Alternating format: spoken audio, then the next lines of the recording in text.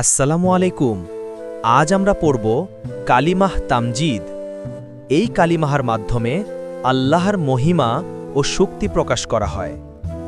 সুবহানাল্লাহি ওয়ালহামদুলিল্লাহি ওয়ালা ইলাহা ইল্লাল্লাহু ওয়াল্লাহু আকবার ওয়ালা হাওলা ওয়ালা কুওয়াতা ইল্লা বিল্লাহি। বাংলা অর্থ: আল্লাহ তাআলা পবিত্র, সমস্ত প্রশংসা একমাত্র আল্লাহ জন্য। আল্লাহ ছাড়া আর কোনো উপাস্য নেই। আল্লাহ সবচেয়ে বড়। আল্লাহর সাহায্য ছাড়া কেউই কোনো শক্তি অর্জন করতে পারে না। এই কালিমাহ নিয়মিত পড়লে আল্লাহ আমাদের জীবনে বরকত দান করবেন ইনশাআল্লাহ। চ্যানেলটি সাবস্ক্রাইব করুন। ইসলামী ভিডিও পেতে আমাদের সঙ্গে